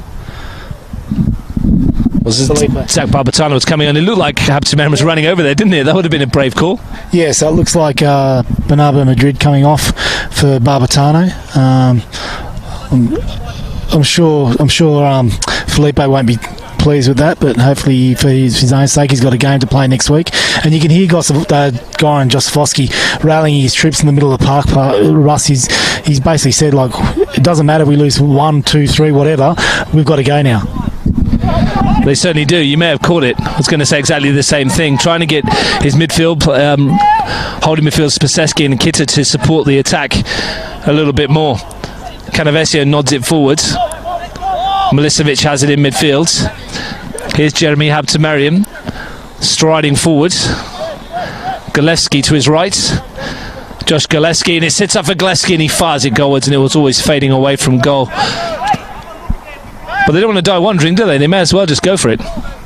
Absolutely. Like I said, Russ, I mean, both teams are potentially 25 minutes away from the end of their season. I mean, the chances are one of these teams will probably get through, whether or not it's Tigers with a draw or a win, or Gungahlin relying on Belconnen not matching their result. But they really need to go now. Like, there's no tomorrows for one of these teams, and potentially both.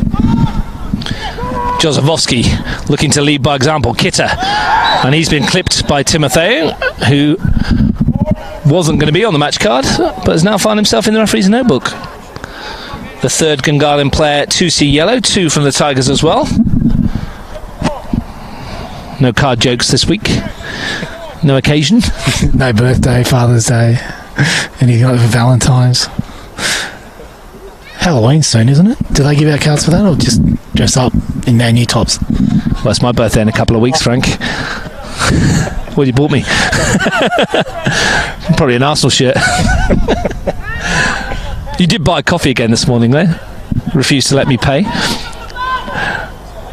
Must be claiming it back on tax. Mark Shields over the ball. Will he go for goal here? The experienced striker. Shields looking to strike one goalwards. He's bent it around the wall, didn't have enough oomph on it to test Josh Laguda. And the form that Laguda's been in this season, especially these last few weeks, Russ, he'd want to be pretty good to be hitting it from that far and hoping that it beats him. But the goalkeepers have actually stood up in this final series, haven't they?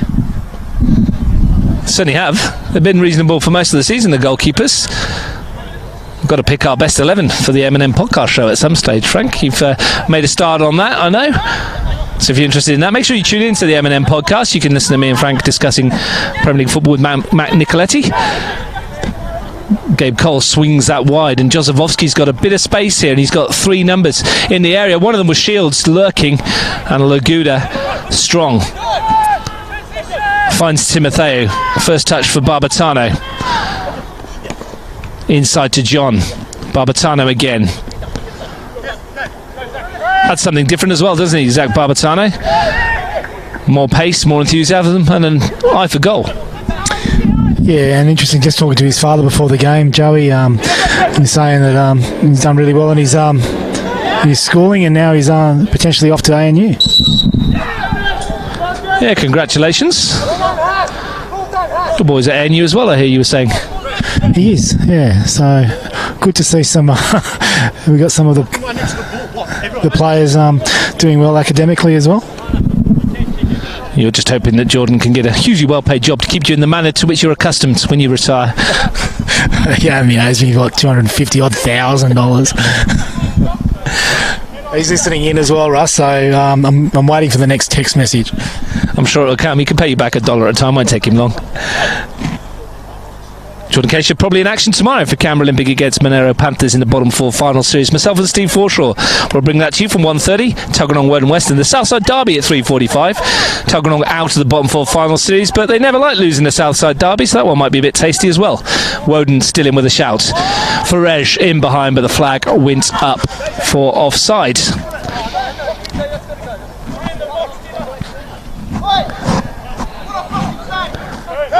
If you can hear the language, we do apologise for that. They're just getting you'll be a bit more of it around, I think, towards the end of the game as well.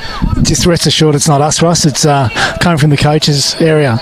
Not, the Olympic coach from last year would never have said anything like that. Don't remember who that was. It seems such a long time ago now. No one does, no.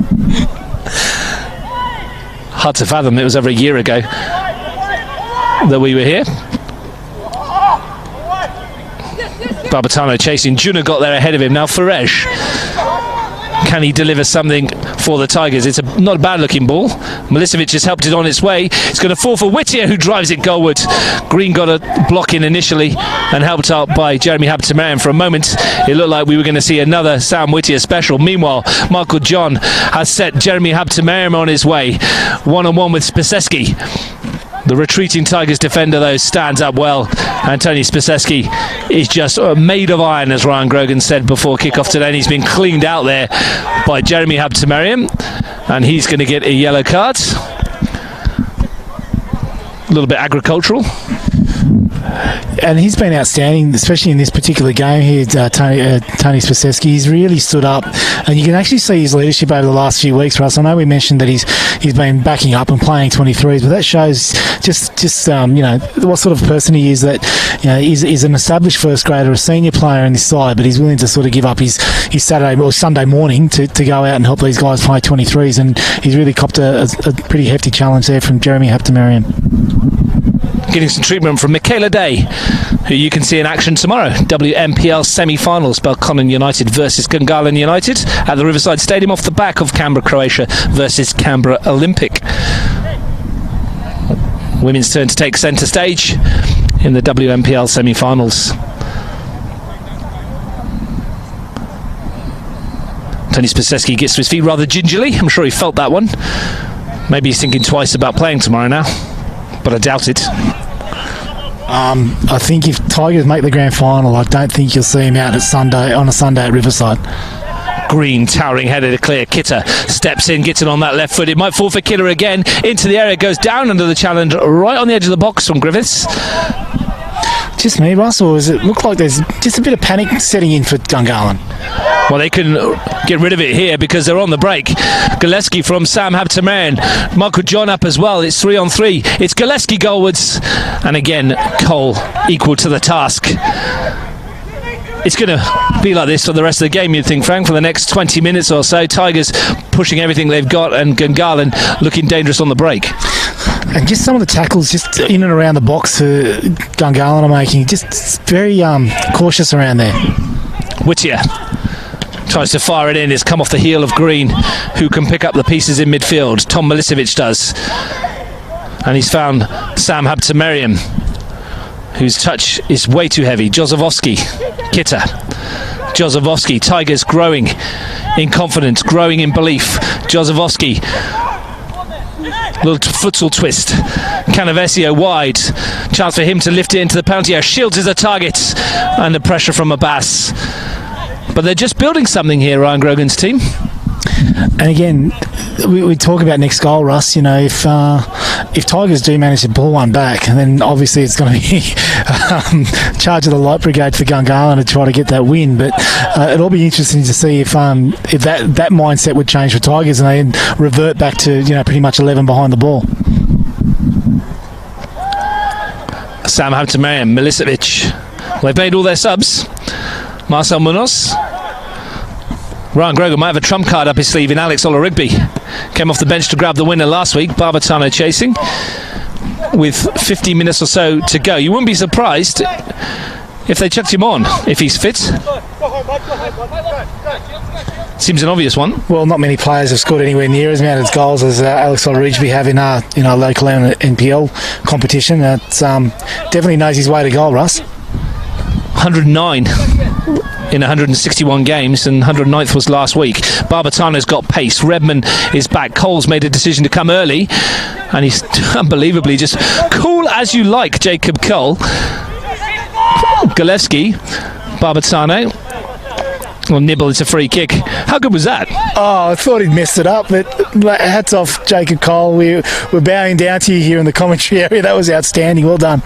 I thought for a fact it was going to be in the park behind us when he came out, but the little flick. If it was 0-0 still, I reckon I probably got a second ball over in Garran, but at 1-0 down, he's done an amazing job there. Well, he's going to do something a bit more orthodox now, and that's defend this free kick. And Timotheo's found Gillespie. They've gone to sleep here, the Tigers. Gillespie fires it across, and Jacob Cole is wide awake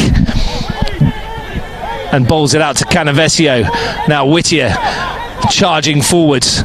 Only 2 up in support with him, though. Needs some extra numbers provided by Kitta. And he's picked the wrong option there, Kitta, and it's allowed Gungahlin to spring forwards. And they've got numbers in attack now. It's 4v3. Sam Houteman, Jack Green's made a run through the middle. No one went with him. And Spaseski got a toe on it, but Jack Green's still there. And he's still battling away. It's going to fall for Gillespie. Into the box. Josh Gillespie. Can he dart his way in? Stays on his feet. It's still there for Gillespie, and he tries to tee up Barbatano. It's Jack Green curling to the far post, and Gillespie stayed on his feet. May have been a decision for Bruno Kell if he had gone down. Yeah, I hate to pick on players for being a little bit too honest, but he definitely caught one there, Josh Gillespie. If he went down, it's a definite pen for mine. Exciting conclusion. We still got 15 minutes to go. Junna lifts it in. Griffiths back there with a header. Abbas calms things down. Nice bit of control. Milicevic. Houteman. It's very helter-skelter, isn't it? And the hard thing is, we're trying to pick up Jack Green from he comes from defence for us, is unless a striker comes with him that tracks his run, it's just creating an extra player that the defenders don't really sort of pick up or notice coming through. So they're getting attracted to the ball, and he becomes that extra man. Gillespie sends it over the top to Barbatano, who stayed on side here. Chance for him to run at Christian Junna. Zap Barbatano and create an opening to fire it goalwards. Redman got rid of it, only as far as Gillespie, who tees one up and fizzes it goalwards, and again Cole is behind it. And I think the pattern, well, it's been well and truly set for the last 20 minutes. Houteman finds Sam Houteman. He's allowed to turn. Jeremy Houteman's forced backwards. Timotheo. Jeremy Houteman again. Abbas. Green. John's little flick. We just feel every time both sides attack there's going to be half chance, Frank. I agree, Russ, and I still think they've probably got a goal or two in this game at the moment.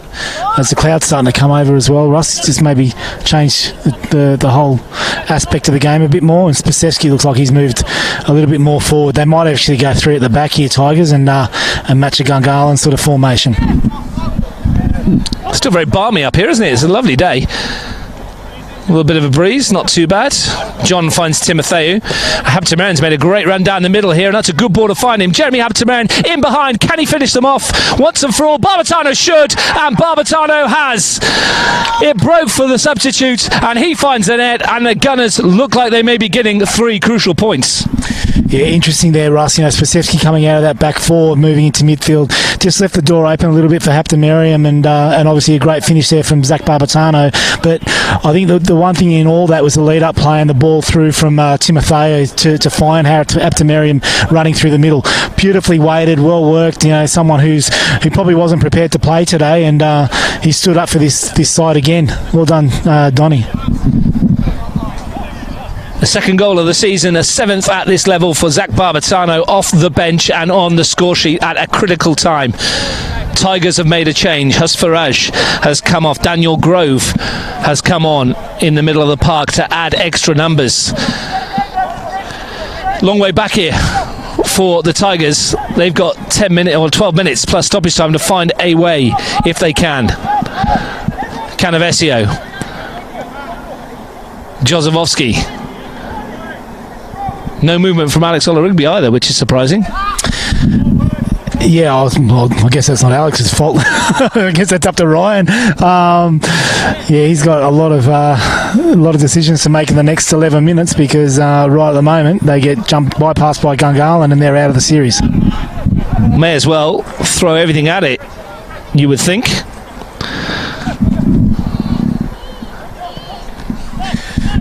And just with the Tigers, obviously, Russ, we know how ambitious they are. They've always been up in the top, 3 or 4 sides in the competition. You look at their front line at the moment. They've got Jozefowski and Mark Shields, both on the better side of probably 35. Interesting to see what, obviously there's rumours going around Canberra already around who's signing where. Shields turning, shooting, chance for him, can't hit the target. Yeah, there will be options, you would think. Yeah, and obviously they made the substitution with the young guy coming on. Daniel Grove. Daniel Grove, who's obviously played a lot of 23s as well.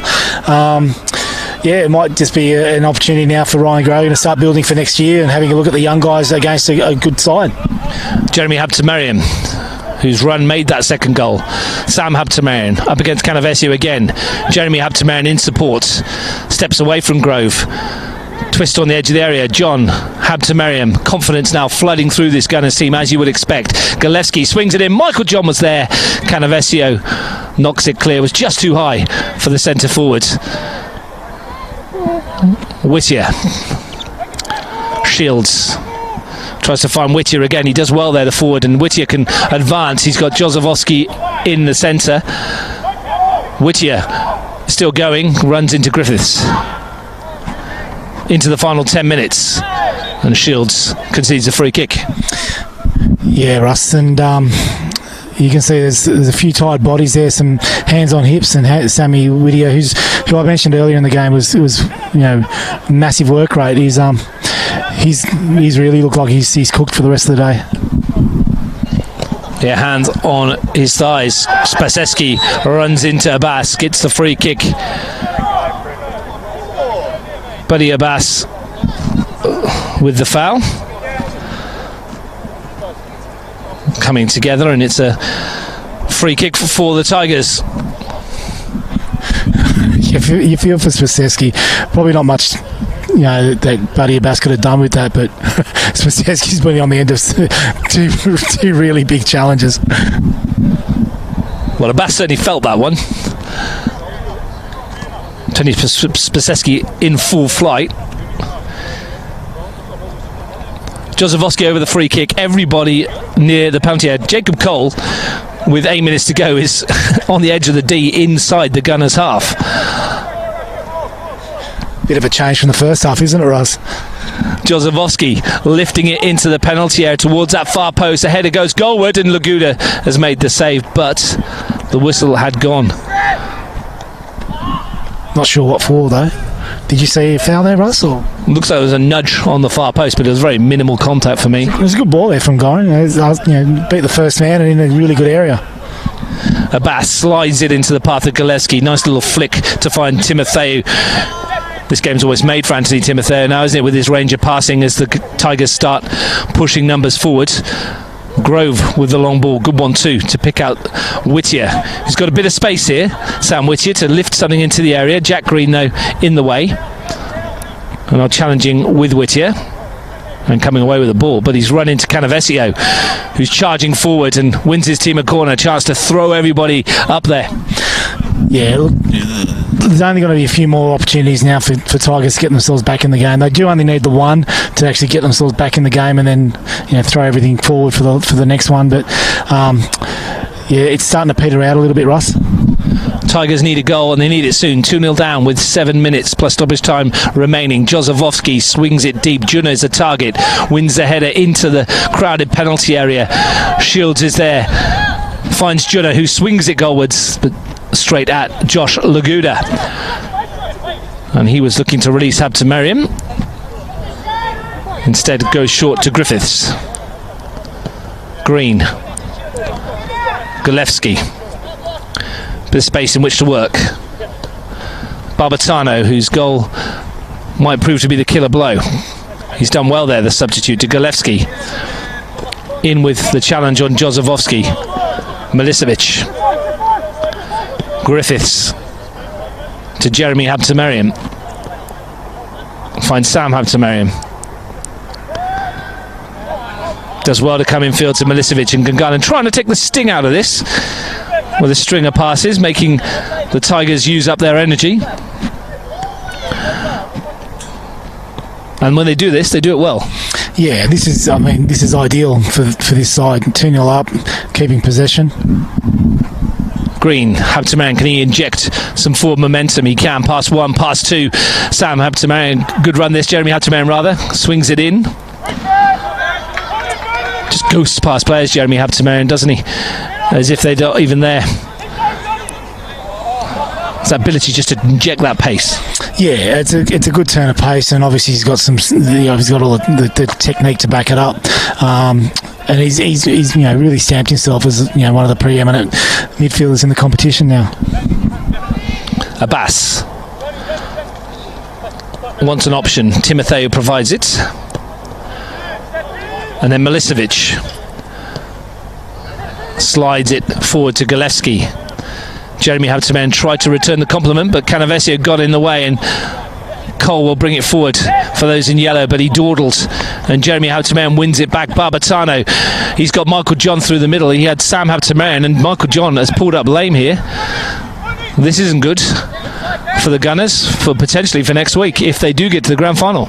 Yeah, that looks like a calf strain straight away, Russ. He's pulled up pretty short, and whether or not that's just cramp or an actual strain. Well, Marcel Munoz and Michael John will be hoping it's the former. Keep an eye on that one. Griffiths has it. Timotheo lifts it forwards to Sam Habtemariam. Looks in a little bit of discomfort, the striker who scored the first goal of the afternoon, and he's going down here. And he's in a bit of pain there, Frank. It looks like it might be a bit more than cramp. Yeah, you'd hope not. But yeah, it doesn't look ideal for Gungahlin right at the moment. You just want to hope that both these sides just maintain their discipline now, and nothing silly happens in the last 4 or 5 minutes and it looks like he's just getting stretched out. So it probably is more likely to be cramped than anything else. If it was a strain, I'd say he'd be straight off. Meanwhile, Alex Olorugbe has come on for Mark Shields for the final 4 minutes. Interesting that he didn't leave both strikers on, Russ. If he's trying to chase goals. His main avenue to goal all season, actually for the last 4 or 5 seasons, has been Mark Shields, who doesn't look particularly happy to be not on the field at this moment. But I thought you would have kept both on. And Martin Crome's come on for Sam Whittier as well. So that's all 3 of the guys that started up front that have gone off on the same formation, it looks like. Crossfield ball from Green, looking for Barbatano. Does that surprise you as well, Crome for Whittier? You think he maybe left him on too? I mentioned that Sammy looked like he was pretty cooked. He'd been running all day, and not that Shields he hasn't, but he'd been working at both ends, I think, Sam Whittier. So I'm not surprised in that one. Time running out for the Tigers. Milicevic into the final 3 minutes. Jack Green. Habtemariam, a reminder at 3:45. It's Canberra Croatia versus Belconnen United. As it stands, Belconnen United will need to win to put themselves into the grand final, and any sort of win would do because of the goal difference. Olorugbe prods it towards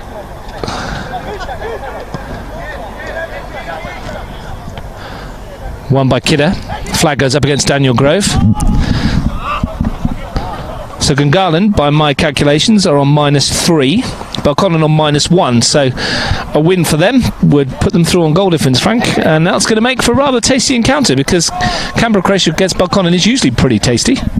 Exactly right, Russ. And The former coach of Canberra Croatia and Paolo Makor, who brought glory back to the club in 2018 against the Dean Greenwich, who's taken them undefeated through the whole season. So very big match. And he was a former coach of Belconnen United, of course, back in the day. So here's Haptomariam looking to put the icing on the cake for Gungahlin.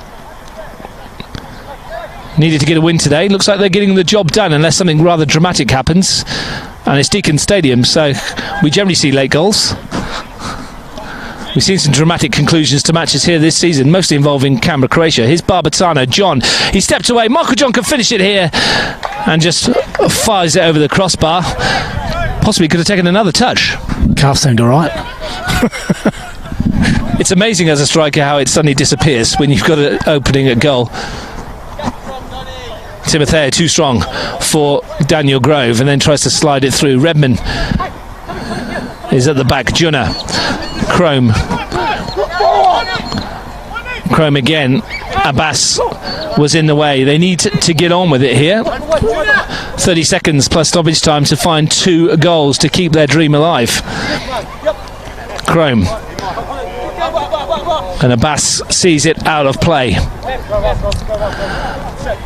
Barbatano. Just quick feet.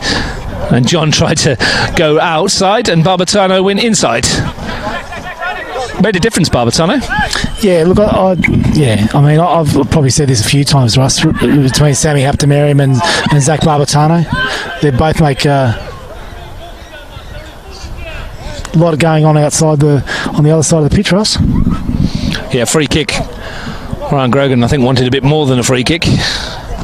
Jacob Cole jogging up. We're into stoppage time. It's going to take an absolute miracle for the Tigers to get this one back, but I think we'll both agree, Frank, that they need to score here if they're going to make any inroads. Jozowski's gone for goal. He tried to be a bit quick and clever with it, and it was easy for Laguda, who bowls it out. Now here's a chance. Cole's well out of his goal. Jack Green's gone for it from miles out, and it's rolling towards the goal, and it's gone wide.